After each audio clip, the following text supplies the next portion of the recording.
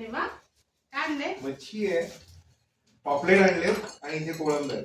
Sunday special मस्त पापलेट fry करूयात. हो, छान संडेचा बेत असेल. हॅलो फ्रेंड्स, विवा फूड रेसिपीमध्ये आपले सगळ्यांचे मनापासून स्वागत. आज इथे तुम्ही बघू शकता मी पापलेट फ्राय करते. त्याच्या 2 तुकड्या मी घेतलेल्या आहेत. किती मोठ्या आहेत बघू शकता तुम्ही, किती मस्त अशा आहे.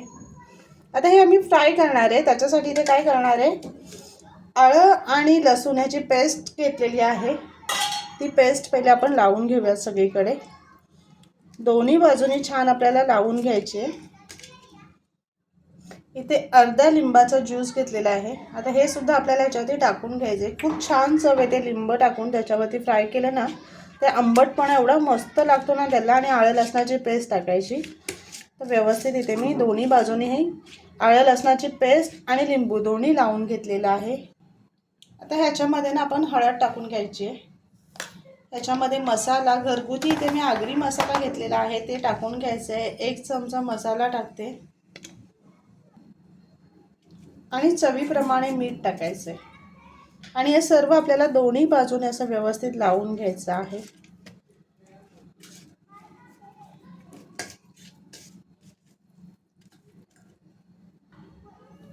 इथे बघा मस्त आपण मसाला असा लावून घेतलेला आहे. तुकड्यांना दोन्ही बाजूंनी लावून घेतलेला आहे. आता आपल्याला हे फ्राय करायचे आहेत. गॅसवरती तवा ठेवलेला आहे, त्याच्यामध्ये तेल टाकून घेतलेले आहे. तेल आपण गरम करून घेतलेले. आता ह्याच्यामध्ये ना मी कढीपत्ता टाकणार आहे. कढीपत्त्याने खूप छान चव येते आणि त्याचा तो कढीपत्त्याचा फ्लेवर ना मच्छीला लागतो, त्याने खूप मस्त टेस्ट येते. आता ह्याच्यामध्ये आपण ना त्याची मच्छी सोडून घ्यायची आणि आलटी पलटी करून आपल्याला तळून घ्यायचे.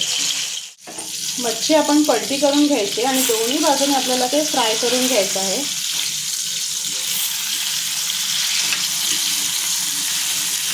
मस्त दोन्ही बाजूनी अशी क्रंची तळून घ्यायची. एका बाजूला तुम्ही बघू शकता किती मस्त टेक्स्चर आलेलं आहे, क्रंचीपणा सुद्धा आलेला आहे. तर आता दोन्ही बाजूने आपण मस्त अशी कुरकुरीत करून घेऊया.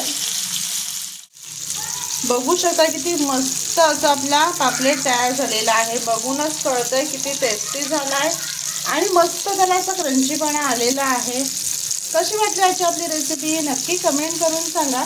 आणि असेच आपले नवनवीन व्हिडिओ बघण्यासाठी व्हिडिओला लाईक करा, शेअर करा आणि सबस्क्राईब करा.